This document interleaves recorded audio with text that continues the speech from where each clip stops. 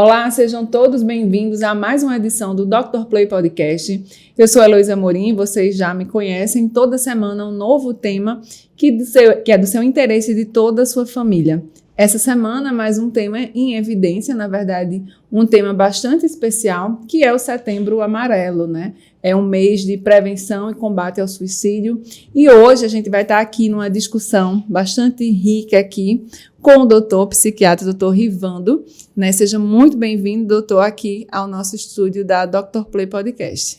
Primeiro, agradecer a você, Heloísa, o espaço, né, para se discutir um tema do Dr. Play Podcast, né, para discutir um tema tão importante, né, e tão relevante para a sociedade brasileira, né, que é o Setembro Amarelo, e que é também um mês de prevenção ao suicídio, né? Então, é de extrema importância discutir de uma forma educativa e não de uma forma mais dramática ou de outra forma, mas, sobretudo, educativa, né, para a gente diminuir, né, a prevalência do suicídio, né, nos nossos pacientes e na nossa população.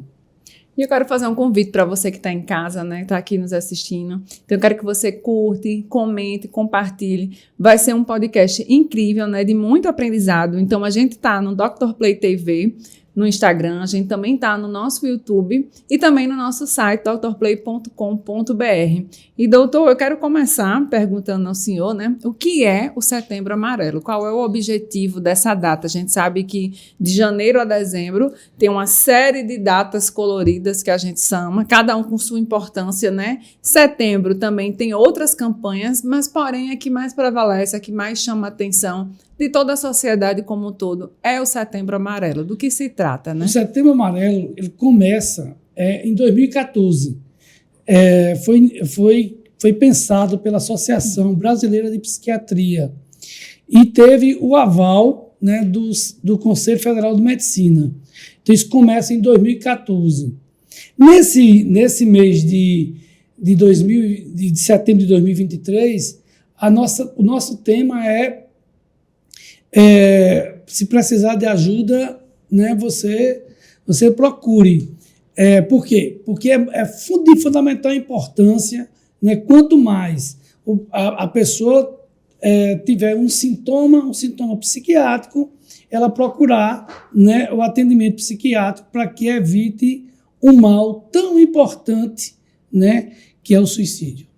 E aí eu queria já começar perguntando, né, quais são os principais fatores que podem levar, né, o cidadão a ter essa tomada de decisão, né? A gente sabe, é um assunto que ainda era muito tabu, né? Ainda é tabu nos dias de hoje, mas a gente sabe que é preciso colocar o assunto na mesa para discutir, para alertar. Muitas vezes o problema está dentro da nossa casa e a gente não vê ou ignora, né? Então, quais são os principais fatores que o senhor, competente na área, né, pode alavancar aqui, elencar, de justificar tantos casos terem aumentado, né? Um dos fatores importantes é a doença mental, é a doença psiquiátrica, né? Por exemplo, 97% das pessoas que cometem suicídio, né, eles têm um problema psiquiátrico. Dentre essas doenças psiquiátricas, o transtorno de humor, né, a depressão e o transtorno afetivo bipolar, você tem uma prevalência de 36%. Não é? Os transtornos por uso de substâncias, sobretudo álcool, que muitas vezes fazem comorbidade com depressão, né, você tem uma prevalência de 22%. Os transtornos de personalidade, aí a gente sublinha o transtorno borderline, né, de personalidade borderline, que tem como sintomas principais a automutilação, o sentimento de vazio, o sentimento de abandono. Tem 11% desses pacientes que cometem suicídio. A esquizofrenia, né, o espectro da esquizofrenia, nós temos 10% dos pacientes que têm esquizofrenia que cometem suicídio, e os transtornos de ansiedade, né, os transtornos de ansiedade, como o transtorno de ansiedade generalizada, como o transtorno de ansiedade social, a fobia específica, o transtorno do pânico. Esses aí congregam 6% da população que podem cometer suicídio. Além disso, um dos fatores, e a gente pode elencar em relação à depressão, o paciente que tenha desesperança, que tenha desamparo, que tenha desespero, né? Esses os 3Ds, que são muito importantes. Né? Vamos aqui reforçar. Desesperança. Um paciente que tenha um sentimento de desesperança. É um paciente, geralmente, com um maior pensamento, um maior plano em relação ao suicídio. Obviamente... Não vê mais motivação não vê em mais nada. Motivação. No né? seio familiar, no seio emocional. Como uma doença, né, Heloísa? Como uma doença que precisa ser tratada. A gente está falando de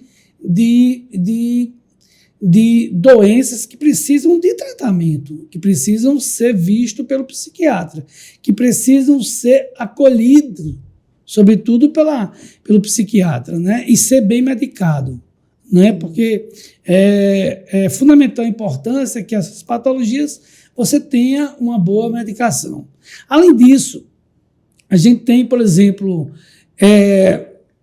a faixa etária hoje, que você tem um aumento de suicídio, vai entre 15 a 29 anos. Né? Uma população muito jovem. Uma população muito jovem. Como eu falei também, os idosos ainda têm um aumento do suicídio. Pelo isolamento, Heloísa, pelo divórcio, pela dificuldade de comunicação. Né? Até também quando perde o cônjuge. O cônjuge, né? Fica muito isolado e tem uma perda muito importante. Os filhos já crescidos nas suas casas, nas suas novas vidas. As perdas, de uma forma geral, têm uma importância fundamental. Por exemplo, a perda de um ente querido, né? Ou então, por exemplo, outro fator importante é quando um indivíduo tem uma perda econômica importante, ele tem um padrão de vida, Heloísa, e de repente ele perde aquela vida que ele tinha, né? Lidar com aquilo, aquela frustração, é um fator de risco muito importante. Outra coisa o paciente não ter acesso aos meios para cometer o suicídio, né? Eu tinha uma grande preocupação com essa liberação no uso de armas, sabe, Heloísa? Porque era um meio que o paciente tinha, que a pessoa tinha ali muito tranquilamente dentro da sua casa, dentro da sua casa, para cometer o suicídio, né? Então, assim, esses fatores de risco, como ser do sexo masculino. Ser do sexo masculino, hoje a gente sabe que o homem, ele comete mais suicídio do que a mulher. Interessante que a mulher tenta mais do que o homem. E um dos fatores de risco importante é a tentativa de suicídio. A tentativa de suicídio é um fator muito importante. Um suicídio, ele não aparece do nada. Geralmente, o paciente avisou, o paciente fez uma consulta, o paciente procurou. Eu ia chegar aí. Como é que a gente pode identificar, né, esses sinais? Geralmente as pessoas elas estão muito próximas a gente, né? Um parente, um familiar, um amigo, um vizinho. E às vezes quem está dentro de casa não consegue identificar, mas quem convive, que tem uma certa proximidade, consegue até alertar também. Então, quais são esses sinais? Né? Quais são sutis? Muitas vezes sim, muitas vezes são difíceis do leigo entender. Por exemplo, uma pessoa que tem um humor deprimido, muito mais do que uma tristeza, um humor muito maior, uma tristeza muito grande, que tem uma perda de prazer por coisas que habitualmente ele faz, que ele fazia, como ir a um cinema, como ir a uma praia, que tinha prazer de assistir um filme, de assistir uma série, e ele perde o prazer por isso, que isso pode ser total ou parcial. Né? Esse indivíduo que já menciona que eu deveria sumir, Eu deveria então começa assumir aí o isolamento social. o isolamento social, né? E eu estou falando de uma doença específica aí, Luiz. Eu estou falando de quê? Do episódio depressivo, né? Agora, um paciente que bebe sem parar, né? Tem uma dependência de álcool e faz uma comorbidade com depressão. Esse é um risco também muito importante para que esse indivíduo chegue ao suicídio, né? Eu estou falando de várias patologias porque essas são as patologias mais frequentes no comportamento suicida e no suicídio. Eu comecei perguntando assim, quais seriam esses sinais, né? Os primeiros sinais que o senhor acabou elencando aqui, ele está muito mais presente na depressão, né? Todos esses. E os outros, né? Que não vieram da depressão, são casos mais isolados. Existem outros sinais? Se você pensa, por exemplo, eu já falei um pouco da dependência de substância. Um paciente que tem uma dependência de substância, que não para. E aí, se ele entrasse em abstinência? Não, nem a abstinência, ele não para, ele continua com o uso do álcool, né? E ele fica sem meio social, e ele fica sem apoio, e ele fica sem suporte social. Começa-se o isolamento da pessoa, né?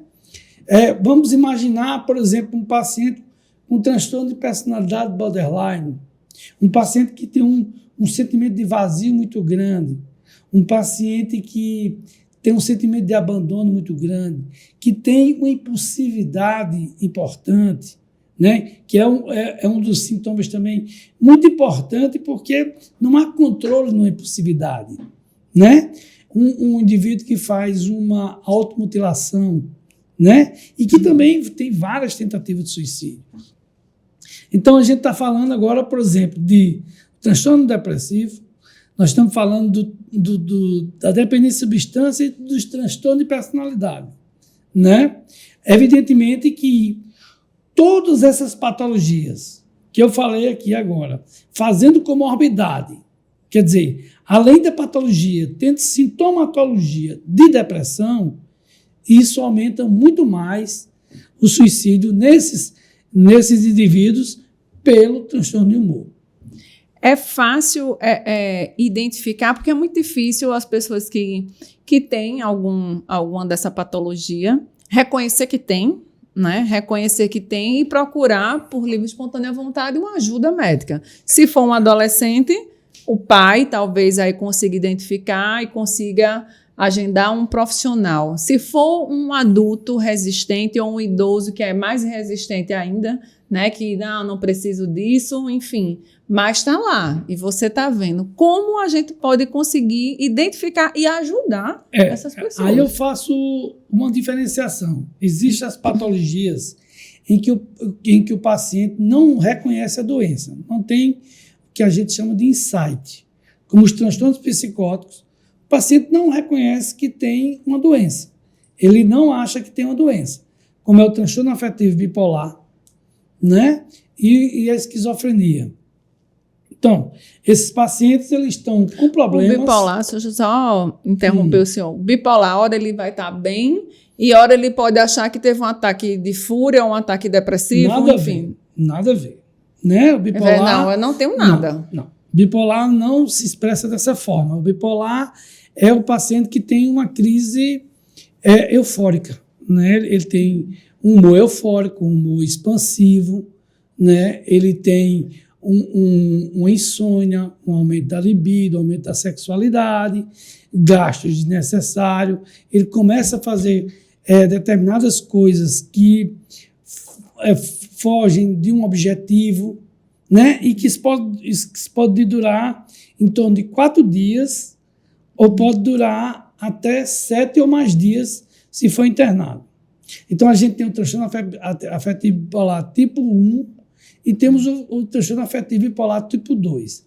Nesses casos, a pessoa ele não tem insight, ele não reconhece a doença. Como é que vai procurar um tratamento? Tem que ser o familiar que está vendo aquela situação ali de levar a pessoa a um psiquiatra. Um paciente, por exemplo, que está num surto psicótico, né? Agitado, agressivo, acha que as pessoas querem fazer um mal deliberado para ele, né? Essas pessoas também não procuram um atendimento, Heloísa, porque eles não acreditam ter uma doença. Agora, um indivíduo que não está se comunicando, um indivíduo que você está se isolando, um indivíduo que fala pouco, né? E as pessoas de casa estão vendo, ou um vizinho está vendo aquilo ali. É prudente que acione, né, um profissional para que esse paciente seja visto, para que esse paciente seja bem conduzido, né? Porque senão, né, esses pacientes podem chegar, né, a cometer o suicídio. O senhor, diante da sua experiência, né, de muito tempo de consultório, atendendo inclusive adultos também, mas o senhor deu um dado importante que é a faixa etária, né, que é mais acometida pelo suicídio, que é a de 15 a 29 anos. Que é crescente. Por exemplo, o suicídio hoje, nessa faixa etária, é a quarta doença mais prevalente. As doenças mais prevalentes, a primeira é acidente de trânsito, a segunda é a tuberculose e a terceira é a violência interpessoal. E o suicídio seria a quarta prevalência dentro dessa faixa etária de 15 a 29 anos. O senhor arriscaria pontuar aqui a que se atribui isso? Seria a tecnologia, ao consumo mais exacerbado de mídia, muita informação? A que se atribui, né, a faixa etária com o índice do suicídio? Na verdade, assim, a doença psiquiátrica, porque assim, quando a gente fala em suicídio, a gente fala da doença mental, né? Se a gente tem 97% das pessoas que cometem suicídio, a gente tem que remeter um pouco à doença psiquiátrica. A doença psiquiátrica não tem uma causa só, uma causa específica. Tem a questão ambiental, tem a questão genética, tem a questão individual e tem a questão social, né? O importante também que hoje se trabalha muito é na questão da epigenética, é como se o ambiente alterasse o gene, né? Então, quanto mais famílias conturbadas, famílias sem afeto, famílias onde tem a presença de múltiplos cuidadores. Tem famílias que tem o indivíduo casa com 3, 4 pessoas, né? Uhum. Então, assim, imagine vários pais ali de vários filhos, entendeu? Sem um cuidado, sem um afeto, né? Com pessoas com agressões físicas, que muitas vezes esses pacientes têm. Tem um dado que é muito importante, que é o abuso sexual nos pacientes com doença mental, que levam a um prognóstico bem reservado, né? Então, não há uma causa específica que a gente pudesse deliberar como mídia, né? Entendeu? São várias as causas que levam um paciente a cometer o suicídio. Vocês têm uma ideia da importância do suicídio, como ele é biológico? Por exemplo, há uma baixa de serotonina dos pacientes que cometem suicídio. Há uma alteração genética no receptor, que é o receptor 5-HT2A, né, que é um defeito que esses pacientes têm, né, que estariam relacionados ao suicídio. Esses pacientes têm alteração do eixo hipotálamo e hipóadrenal. Esses pacientes têm uma diminuição do BDNF, que é um fator neurotrófico celular, que ele é fundamental para o crescimento cerebral. Então, além disso, você tem alterações no córtex pré-frontal desses pacientes, no córtex cingulado anterior desses pacientes. Então, assim, não há só uma causa biológica, nem só genética, há causas biológicas, causas genéticas, causas sociais e causas ambientais. O senhor acredita que com a pandemia, né, com a Covid-19, que levou todo mundo ao isolamento, a novas formas de convívio, novas formas de consumo, né, esse aumento, né, no número de suicídios tem a ver também? Assim, a pandemia deixou algum legado negativo nesse sentido? Deixou porque, por exemplo, muitos dos nossos pacientes ficaram sem assistência, né? Ficaram sem uma assistência diretiva. Então, por exemplo, você atendia o paciente online, mas você não atendia o paciente presencial. Então, por exemplo, houve um aumento de patologias psiquiátricas, né, na pandemia. Houve um aumento da dependência de substância, principalmente o álcool. Então, foi um legado muito ruim, né, para o suicídio. Apesar, vou te dar um dado que eu acho que é importante, no mundo, houve um decréscimo de suicídio de 36%. No mundo, menos na América Latina, que houve um aumento de 27% de suicídio. Então, o Brasil é um dos 10 países que cometem mais suicídios no mundo. Então, assim, a questão do suicídio é medido, por exemplo, em 2016, a nossa prevalência é de 5,6 por 100 mil habitantes. Por exemplo, a Lituânia, você tem 44 por 100 mil habitantes. Na Rússia, você tem em torno de 34 por 100 mil habitantes. Então, por exemplo, aqui na América Latina houve um aumento de suicídio. Hoje morrem por ano no mundo 700 mil pessoas por suicídio. Dessas 700 mil pessoas que morrem por suicídio, isso dá uma prevalência de 0,5 por ano, certo? Isso daí tem como finalização um suicídio a cada 40 segundos. Né? Então, a gente está falando de algo que é de fundamental importância para a comunidade científica e para a comunidade leiga, porque nós estamos, sobretudo, muito preocupados com o aumento do suicídio na nossa região, na América Latina. Não sei se o senhor tem os dados aqui da Paraíba, de João Pessoa especificamente, mas isso reforça todos esses dados que o senhor trouxe, a importância de se falar abertamente sobre o tema, né? A gente sabe que ainda hoje as pessoas ainda são muito resistentes a procurar um psiquiatra, né? Por vários preconceitos, né, ao longo das décadas, né? Então, cada vez mais se faz necessário momentos como esse para se discutir o tema, né? Isso... E como eu te disse, por exemplo, hoje as pessoas vão mais para um psiquiatra, né? Mas antigamente era mais difícil. A pessoa ia escondido da família ou ia para um psiquiatra de uma forma mais obscura. Hoje se vai mais para o psiquiatra, mas ainda se tem ainda um temor muito grande, porque acha que o psiquiatra vai passar um remédio que vai sedar a pessoa, não é? Uhum. E, na verdade, nós psiquiatras, nós somos os médicos que menos usam remédio para sedar as pessoas, né?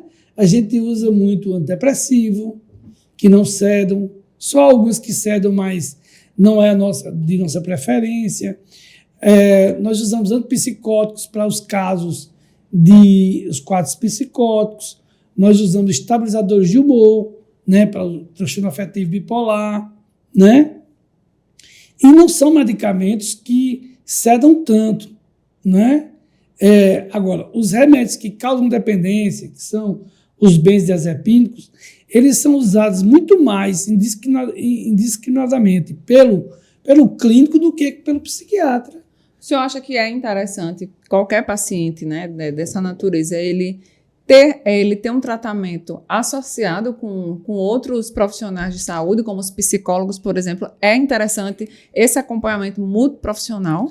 Eu digo para você que é fundamental, né, se ter uma boa relação do psiquiatra com o psicólogo, né? Porque, por exemplo, de todas essas patologias que eu mencionei, é muito importante que haja um tratamento medicamentoso, e também um tratamento psicoterapêutico. Quer dizer, o paciente, ele é importante demais a medicação, mas também é importante o acompanhamento psicoterapêutico desses pacientes. Então, Por quê? Porque vai se discutir os comportamentos, vai se conversar sobre os pensamentos do paciente, sobre as angústias dele, sobre as problemáticas da vida do paciente. Isso é muito importante, né, para o crescimento e para a melhora dos nossos pacientes. e aí eu queria que o senhor até aproveitasse a oportunidade para falar sobre a família, as famílias de uma maneira geral, né? A gente vê aí que ao longo dos anos os leitos psiquiátricos, né, eles têm diminuído a cada ano. Não se vê aumento de leitos psiquiátricos, porque essas pessoas estão cada vez mais em casa, né, dentro do seio familiar, estão sendo acompanhados por um psicólogo, por um psiquiatra, e precisa ter esse apoio familiar e não ser isolada, não é isso? Na verdade, assim, sabe, eu tenho um pensamento em relação a essa diminuição de leitos. Eu acho que foi muito, isso é muito preocupante, Certo. porque veja o seguinte, a grande maioria dos nossos pacientes estão aonde? Estão na rua ou estão no sistema prisional. Então, o que é que fizeram com a diminuição de leitos no nosso país? Fizeram um grande desserviço à saúde mental. Aí você pergunta assim, mas aquelas estruturas manicomiais, elas servem para o tratamento? Eu estou falando de leitos psiquiátricos, estou falando de... Não se criou nenhum outro hospital com outra metodologia para que esses pacientes pudessem ter assistência. Porque, por exemplo, um paciente com quadro psicótico, você não trata em casa. Você não trata em casa. Esse paciente vai precisar de um acompanhamento por 30 dias, por 40 dias. E quando o paciente é resistente, quando o paciente é refratário, você vai precisar de 4 meses para tratar um paciente. Então, assim, a perda de leitos para a gente foi um desserviço para a saúde psiquiátrica, sabe?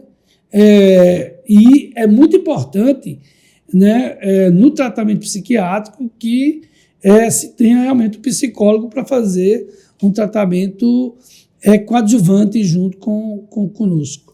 Hoje, né, quais são os principais recursos e o apoio disponível para esses pacientes? A gente aí, obviamente, tem que levar em consideração, infelizmente ou felizmente, os que têm condições financeiras e os que não têm, né? Mas o que é que está disponível hoje, né? Hoje nós temos o hospital psiquiátrico para a população geral em João Pessoa, que é o Complexo de Saúde Juliano Moreira, né? Que tem uma importância fundamental no tratamento dos nossos pacientes. Nós temos os CAPs, né? Nós temos os CAPs, um CAPs em Mangabeira, um CAPs em Caminhar. Em Água Fria, nós temos o CAPS de Gutenberg Botelho no Bancários, aí tem o do Rangel, que é da dependência química, tem o CAPS I, que também é ali perto da Bica, né? E tem o CAPS também AD, que é um CAPS que tinha ali, que era próximo ao Juliano também, que era do Estado. Né? Então, tem esses CAPS. E a gente tem os atendimentos de uma forma bem importantes, que é o Hospital Universitário Lauro Vanderlei, onde lá tem os ambulatórios, né, por especialidades, que é de extrema importância para o atendimento dos nossos pacientes. Todos esses equipamentos de saúde. Sim, que o senhor falou. Além disso, a gente tem o pronto-socorro de atendimento de saúde mental, né, que é o PASME, que fica em Mangabeira, que atende o paciente em surto, ele pode ficar lá em torno de 3 a 4 dias, né, e tem o EAC, que é um espaço de atenção à crise, que é no Juliano Moreira, que antes de o paciente ser internado, ele passa por esse espaço, né, de 3 a 4 dias para sair da crise e continuar o tratamento no complexo. Então, apesar dessa diminuição de leito, né, hoje é um paciente que ele esteja em surto, ele consegue ser atendido numa crise em João Pessoa. Ele consegue ser atendido numa crise. Pelo SUS, ele consegue ser, se for, por exemplo, de Bahia, de Cabedelo, de Santa Rita e de João Pessoa, ele consegue ser atendido lá no PASME. Se ele for de outra região, no interior, por exemplo. No interior, ele é atendido no Complexo Juliano Moreira, né, que é no EAC, né? O paciente vai para o EAC.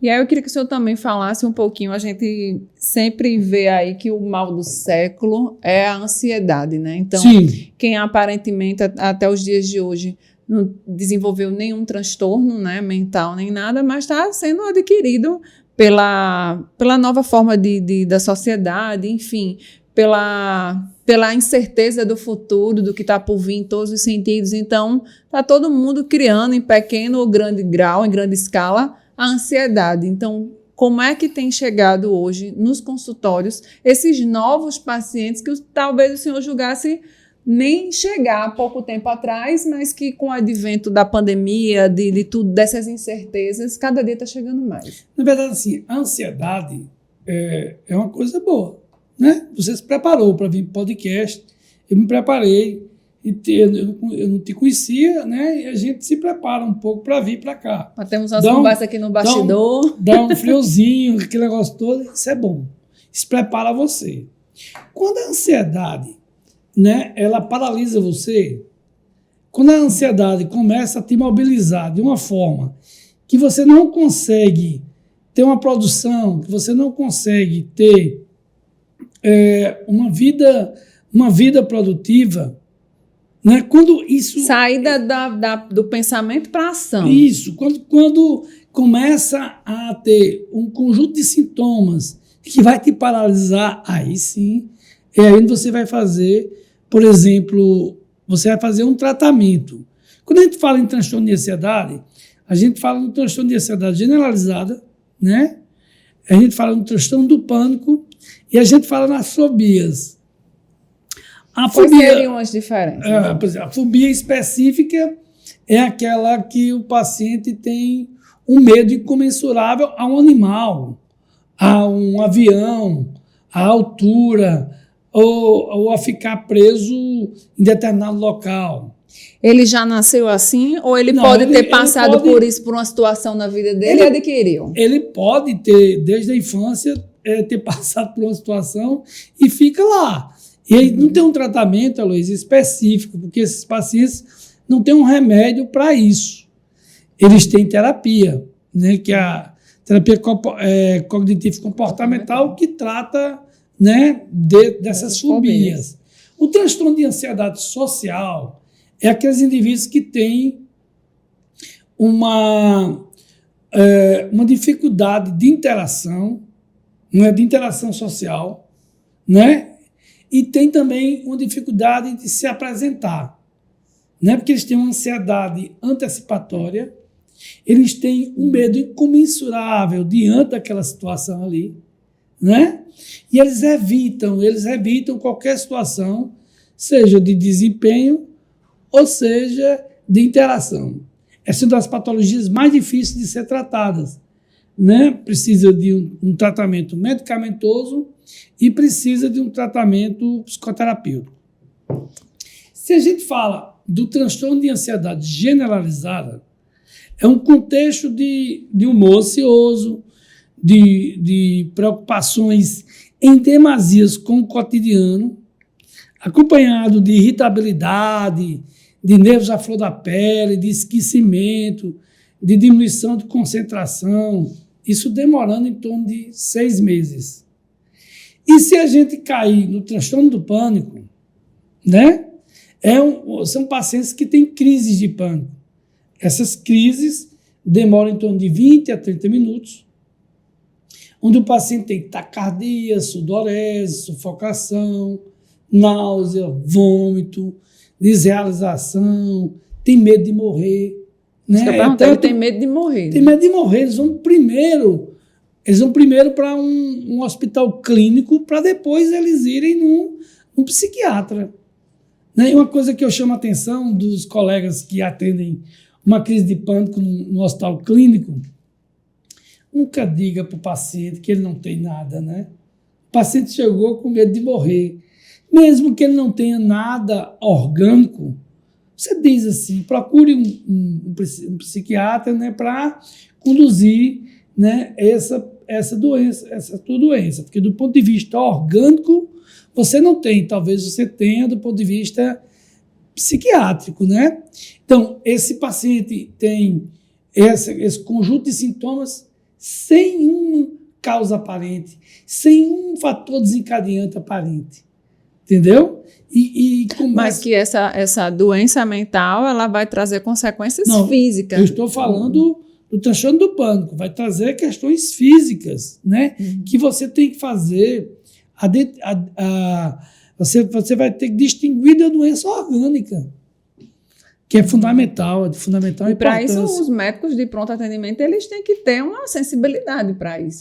Porque muitas vezes, por exemplo, o paciente chega... Não pode ignorar, né? Não é nem uma questão de ignorar, mas é uma questão de colocação. Se você chega num hospital clínico e diz assim, olha, eu estava em casa, tive uma sensação de morte iminente, de taquicardia, sudorese, procurei ar, não vinha, né?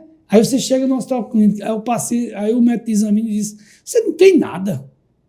Não é por aí, você não tem nada, vírgula. Do ponto de vista, eu não encontrei nada, está tudo bem aqui com você, né?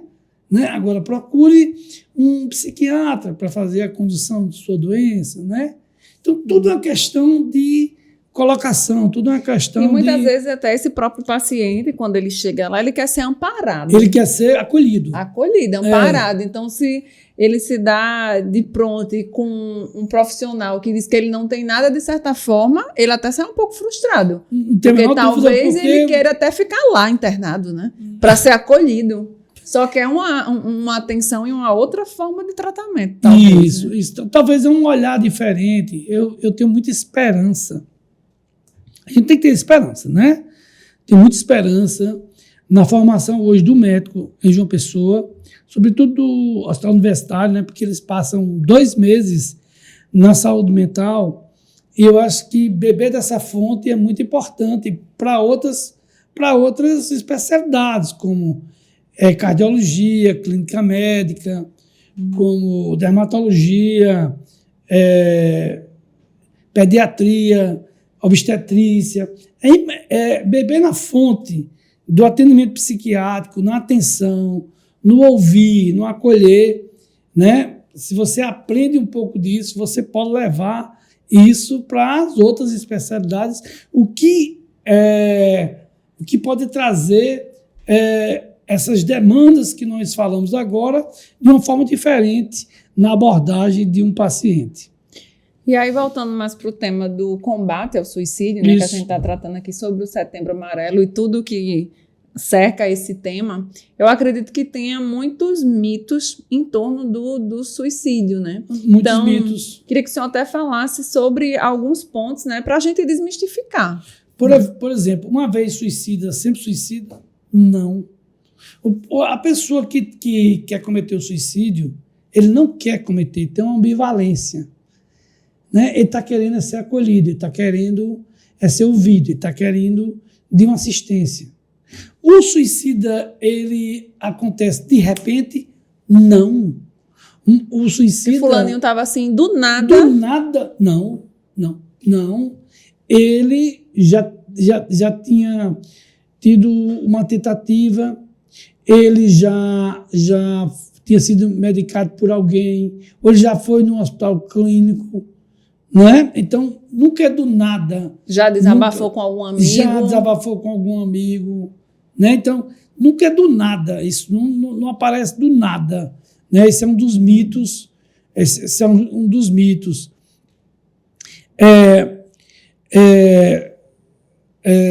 Uma das coisas que eu acho mais importantes é a gente identificar, né? Quanto mais cedo identificar a doença psiquiátrica, ela é de fundamental importância para a gente identificar, Heloísa, e para a gente tratar adequadamente. Né? E aí é quando eu volto novamente para a questão da família, né? Sim. Do mesmo jeito que esse paciente, ele até não quer buscar um atendimento profissional, Porque também muitas vezes ele, dentro da própria família, ele vai ser ressarcido, ele vai ser isolado, ele vai ter vergonha de desabafar com alguém e vai dizer, não, tá tudo bem, né? Então, eu queria que o senhor até reforçasse esse papel da família, do acolhimento, de chegar junto, de chamar para conversar, de tentar ser a primeira porta, o primeiro braço ali, a primeira mão de apoio. A família, eu acho fundamental. Muitas vezes a família não também entende daquilo. Ela também não... Ela se perturba com qualquer patologia psiquiátrica também. Precisa entender isso, né? Que é como se você tivesse... porque fica difícil a gente falar e eu pudesse demonstrar isso. Por exemplo, você já teve alguém com doença psiquiátrica na família? Você fez o quê? Você muitas vezes ficou tão desorganizado que você não sabia o que fazer, né? Então, é importante também que nossas famílias sejam acolhidas pela sociedade, porque é tão difícil ter uma doença psiquiátrica sem um tratamento que desorganiza toda a família, né? Mas se a família tem o conhecimento que aquela pessoa não está bem, ela ser acolhida no seu meio, né? E ela ser encaminhada para um tratamento, mesmo que a pessoa não queira. Porque quanto mais cedo, quanto mais precoce esse paciente ele for atendido, melhor para o desfecho da sua doença, para o desfecho positivo, que eu diria, e não negativo, que seria o suicídio. Eu acredito que o senhor tem até escutado alguns relatos dentro do seu consultório, né? Até desses pacientes que, quando se fala sobre a família, ele pode ter dito assim, mas achou que era frescura, achou que era bobagem, achou que eu queria chamar a atenção. É porque, em relação ao suicídio, a gente não fala mais... tentou o suicídio para chamar a atenção. Tentou o suicídio. Não existe mais isso para nós psiquiatras de chamar a atenção. Eu não esqueço de uma palestra, ultimamente, que eu estava fazendo lá na Canda Vargas, e uma CS disse que eu queria queria falar alguma coisa. Se uma paciente estava no meio lá, né, dizendo a todo mundo que ia se matar, e todo mundo levava na brincadeira. Todo mundo não quer se matar, não. Essa mulher não quer se matar, não. Ela se matou. Não é? Então, não existe nada para chamar a atenção, gente. Não existe só chamar a atenção. Existem pessoas com doença e pessoas que precisam de um acolhimento, de uma atenção, né? Sobretudo para a gente debelar um mal tão importante que é o suicídio. E aí, né, eu sei que em todas as áreas, a tecnologia, com a evolução da ciência, está trazendo sempre conhecimento, atualização em todas as áreas da medicina. Na área da psiquiatria, né, outro dia, até nos bastidores, eu estava falando aqui com o senhor, que eu li em algum lugar essa semana. A gente vive nessa era, né, da comunicação, todo mundo sabe, a gente é bombardeado o tempo inteiro por informação e a gente só absorve, não troca uma ideia mais com ninguém, né? Então é difícil até essa conversa pessoalmente, e que daqui a algum tempo, eu estou falando de 2025, né, a gente vai estar falando sobre a era da imaginação. Então a gente não sabe mais o que vai ser real e o que vai ser imaginário. Então, só que, por exemplo, em relação ao combate ao suicídio, nós temos duas terapêuticas muito importantes. E, por exemplo, que uma é totalmente marginalizada, que é o eletrochoque, e que é de fundamental importância para o tratamento dos nossos pacientes com pensamento de suicídio ou com plano de suicida, né? É uma pena, por exemplo, que o SCT, ele só, em João Pessoa, não tenha no serviço público. É uma pena, né? Porque, assim, ia beneficiar muitos pacientes, pacientes deprimidos e pacientes esquizofrênicos, pacientes bipolares, idosos, pacientes gestantes, né? Que muitas vezes a gente não pode medicar, né? E que o eletrochoque não causaria um mal ao feto. Existe hoje, Heloísa, uma terapia... Ou só tem na rede privada, né? Só tem na rede privada, né? O que também faz um papel de fundamental importância para quem pode, né? Para quem pode, faz um papel, assim, de salvar vidas, né? Outra a gente tem agora a esquetamina, que é uma droga, né? Que a gente faz por via nasal, né? Que é usada também a nível hospitalar, que é de fundamental importância para o paciente com risco de suicídio.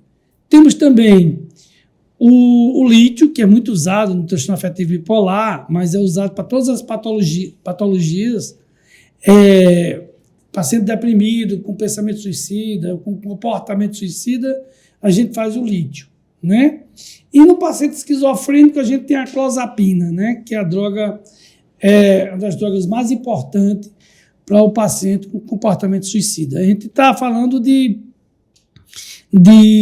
terapêuticas, mas terapêuticas antigas, como o lítio, de 1949.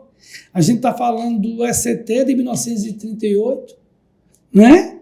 E são altamente atualizadas para o tratamento ao paciente com o comportamento suicida.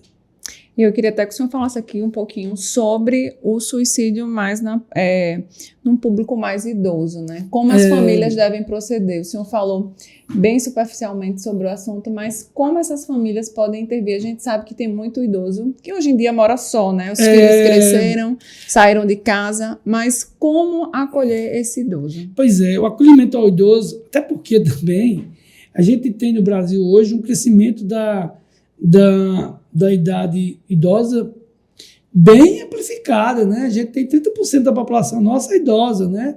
Então, como é que estão ficando nossos idosos com as perdas familiares? Como é que está o isolamento desses pacientes? As perdas que ele tem de filhos, as perdas que ele tem de familiares importantes, né? A vida que ele tinha e que ele não tem mais, a vida produtiva que ele tinha e não tem mais. Então, esses idosos, nossos idosos, eles precisam de muito acolhimento e precisam de estratégias de saúde pública, estratégias importantes de saúde pública, né, para favorecer o idoso, que eu acho que é de fundamental importância para melhorar sua qualidade de vida, sabe, Heloísa? E eu queria fazer uma pergunta muito particular ao senhor, né? Como é que os psiquiatras, né, dentro dos seus consultórios ali, se deparam diretamente com o paciente, que aí vocês detectam um risco iminente ali, até de uma atitude suicida. Sim. E aí, como proceder diante dali, né? Vai envolver a família? Como é a primeira orientação ali? O paciente chega no consultório e a gente... E vai conversando, né? Vai abrindo o diálogo, né? E ele diz, eu pergunto a ele, você pensou em tirar a sua vida? Ele disse, pensei em tirar a minha vida e já tive planos de me jogar em cima de um carro, de pular de uma, né? De pular de cima de uma ponte, né? Disse, cadê a sua família? Ele diz, não vim sem família, não, ligue para a sua família para ela vir, porque eu não vou fazer o seu tratamento, não. Só faça seu tratamento com sua família aqui. Né? Porque como é que eu vou dar, Heloísa, um remédio para ele? Se é um meio para ele se matar, hein? Ou para ela? Esses pacientes eles vão precisar de alguém para gerir a medicação deles. Entendeu? Isso é a forma. Porque também, até o uso do medicamento ele pode fazer de uma maneira exacerbada. Pode fazer de uma forma exacerbada. Porque, pronto, aí você puxa uma questão, por exemplo, que se mata mais, né? O homem se mata mais. Sim, o senhor não explicou o motivo. Sim, porque o homem utiliza... A mulher, ela tenta mais e o homem... Sim, mas, por exemplo, o homem, ele se mata mais por meios letais, como arma de fogo, como enforcamento, como pular de alturas. A mulher é mais por intoxicação de medicamento, né? Então, assim, é claro que se também um homem vir a um consultório com pensamento suicida, a gente não vai fazer a medicação e entregar ao paciente. A gente chama a família, né, para que a família seja muito importante no processo de recuperação desse paciente. E como é que esse mês de alerta de prevenção e de combate ao suicídio, ele tem contribuído cada vez mais para que esses números eles diminuam, né? Isso é uma forma de conscientizar a população. Isso é uma forma de colocar na mesa para uma discussão que é muito importante, né? Que é para que os pacientes possam ter atendimento, para que o setor público possa pensar melhor em suas articulações, para que mais pacientes possam ser atendidos, e a partir daí, quer dizer, você cria um modus operandi, né, no tratamento desses pacientes, dessas pessoas, que vão precisar de um tratamento por algum tempo, né, com medicações, né, e conduta mais adequada. A gente percebe que a sociedade, ela ainda, de um modo geral, ela é muito carente de informação, né? Então, é igual a primeiros socorros, né? Todo mundo deveria saber um pouquinho para atender alguma emergência, digamos assim, né? Quando a gente se depara. Mas como é que a sociedade, ela pode contribuir? A gente falando aqui muito de familiares, de parentes, de amigos próximos, mas a sociedade, de uma maneira geral, como ela pode se informar para estar ajudando... A primeira forma que a sociedade pode se envolver é não ter uma fobia em relação aos nossos pacientes, a chamada psicofobia, né? Eu acho que não ter preconceito com nossos pacientes, né? A primeira coisa é essa, porque assim, na medida em que você não tem um preconceito com nossos pacientes, né? Eu acho que isso é o primeiro passo para a sociedade contribuir. Se a sociedade entende que os nossos pacientes precisam de ajuda, precisam de locais para atendimentos, que eu acho que é de fundamental importância, que ainda é escasso, né? Porque é muito escasso, seja nas cidades ou seja no estado, né? Para atendimento aos nossos pacientes, e que de uma certa forma, isso vai gritar muito, de uma certa forma, Heloísa. A gente tem 22% de pessoas com dependência de álcool e de substância, né, de maconha, de cocaína, de crack. Isso vai ter algum problema, né? Isso vai ter algum... vai ter consequências, vão ter consequências importantes, né? Então, de certa forma, é preciso que a sociedade entenda da importância do tratamento dos nossos pacientes e colaborem para que não seja tão doloroso como foi no passado, em que nossos pacientes muitas vezes ficavam a vida inteira sem um tratamento específico. E aí, eu acho que a gente tem que alertar aqui sobre a necessidade de cuidar da saúde mental como um todo, né? Isso. A gente vive numa sociedade que ela nos cobra o tempo inteiro para a gente ser bom em tudo, né, doutor? A gente precisa ser boa mãe, boa esposa, dona de casa, um excelente profissional, e a gente tem que ser homens e mulheres maravilhas o tempo inteiro. E a gente sabe que é impossível ser assim, mas a gente se cobra, né? Mas, assim, nós somos só pessoas, né? Nem homens, nem mulheres maravilhas. Somos pessoas com nossas demandas e com nossas preocupações do dia a dia. E com um dia de apenas 24 horas. Só 24 horas, com 1 hora para a gente dormir, né? Parece que a gente precisa de lazer, né? A gente precisa de coisas boas para a gente desfrutar também. A gente não precisa só do trabalho, né? A gente precisa de lazer, de se comunicar com as pessoas, de sentar, de rir. Eu acho o riso é uma boa forma da gente se comunicar, entendeu? Não é só de trabalho, né, que a gente, de cobrança, que a gente vai ter que se pautar na vida. Fica chato, né? Fica muito chato. Eu acho que o primeiro psicólogo, o primeiro psiquiatra acaba sendo quem está próximo da gente. Na pandemia, né, a gente viu aí um número crescente das pessoas saindo das cidades grandes, né, dos grandes centros urbanos e indo para zona rural, e tem outro tipo de qualidade de vida, né, procurando qualidade de vida, na verdade. E com a era da comunicação, as pessoas estão cada vez mais conectadas, mas menos conectadas pessoalmente, né? O tato a tato. Isso é importante? É muito importante. O tato a tato, o olho no olho, né? Você vai para um profissional que ele não olha nem nos seus olhos, né? Que ele prescreve um remédio para sem olhar para você, né? Esse olho no olho, esse ombro amigo, né? Ombro amigo pode ser verbal sem se abraçar, mas que seja um tom afetuoso para o paciente, né? Que seja um tom afetuoso para a família, porque isso vai criando laços, vai criando vínculo. E isso é muito importante para todo o tratamento do paciente, seja no campo da psicoterapia, seja no campo da psiquiatria.